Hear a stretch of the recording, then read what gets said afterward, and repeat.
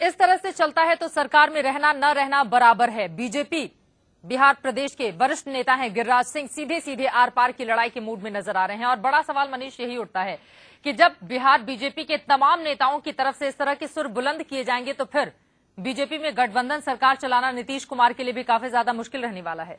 देखिए, मुश्किल के साथ साथ अगर दोनों में आत्मसम्मान है, मैं ये कहता हूं कि नीतीश कुमार जिस ताकत और दम्भ के साथ वो कहते हैं, एक तरफ तो तारीफ करते हैं बिहार सरकार के गठबंधन की कि हमारा गठबंधन बहुत बेहतर चल रहा है, हम सरकार के साथ रहना चाहते हैं, सरकार को साथ लेकर आगे विकास की बात करते हैं, क्रेडिट खुद ले जाते हैं, वो सीटें गिनाते हैं, आंकड़े गिनाते हैं कि भाई जेडीयू को चुनाव में इतनी मिली, बीजेपी के पास इतनी है। लेकिन आप ये देखिए, वो ये भूल जाते हैं कि आपको जो सीटें और वोट मिले हैं उसमें बीजेपी का भी हाथ है, आप ये नकार नहीं सकते। ऐसी स्थिति में सारा क्रेडिट खुद का और डिस्क्रेडिट बीजेपी का, अपने सहयोगी का। तो इस व्यवस्था के तहत अगर उन्हें जरा भी आत्मसम्मान लगता है कि गठबंधन धर्म और राजधर्म की बात हटकर अगर वो वाकई आहत हैं कि मोदी के नाम को लेकर बीजेपी में जो आवाज और सुर उठ रहे हैं, जिस नाम को लेकर लोकप्रियता अपनी चरम पर वो ग्राफ बढ़ता जा रहा है, ऐसी स्थिति में अगर उन्हें लगता है तो मुझे ऐसा लगता है कि राजनीति में जो लचीलापन छोड़कर वो जो एक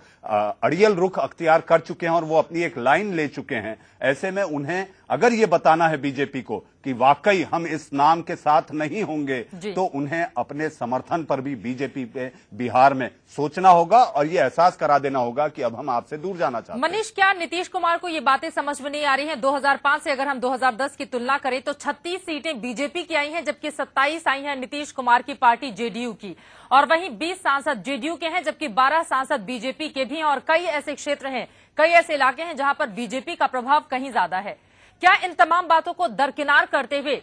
नीतीश कुमार की ओर से इस तरह का बयान दिया जा रहा है कि डिरेल हुई गाड़ी तो फिर आगे भविष्य कोई नहीं जानता? देखिए, डिरेलमेंट के बाद एक और होता है कि पटरी को जोड़ दिया जाता है। डिरेलमेंट होता है लेकिन पटरी फिर जुड़ जाती है और गाड़ी लगातार दौड़ने लगती है। वो रेल मंत्री रहे हैं, क्योंकि आपने डिरेल और रेल की भाषा में बात की तो मैं ये उन्होंने ही कहा था कल, ये उन्हीं के शब्द थे। मैं इसीलिए उसी भाषा में समझाने की कोशिश कर रहा हूं कि अगर ये गाड़ी डिरेल अभी हुई है तो मुझे ऐसा लगता है कि एक समय आएगा जब ये दोनों आपस में मिल बैठकर सामंजस्य बनाकर फिर से एक बार उसी पटरी पर गाड़ी दौड़ाने की कोशिश करेंगे। लेकिन इसमें विरोध केवल एक ही नाम को लेकर है और एक ही व्यक्ति विरोध कर रहा है। वो कौन? वो कोई और नहीं, नीतीश कुमार। मुझे ऐसा लगता है कि वो एक कॉम्प्लेक्स के शिकार में है, जहां पर वो मोदी के सामने खुद को इंफीरियरिटी कॉम्प्लेक्स का शिकार अपने आप को समझ रहे हैं। मोदी का कद नेशनल इंटरनेशनल ब्रांडिंग हो चुकी है, राष्ट्रीय अंतर्राष्ट्रीय स्तर पर जो उनकी लोकप्रियता हुई है उसके तहत अभी भी वो अपने आप को क्षेत्रीय शत्रप से बाहर निकालकर राष्ट्रीय मंच पर अपने आप को प्रोजेक्ट और प्रेजेंट नहीं कर पाए हैं, और मेरे ख्याल से यही उनके लिए चिंता की वजह भी है। बिल्कुल, काफी ज्यादा महत्वपूर्ण बातें आपने कही, लेकिन कल हमने ये भी सुना था कि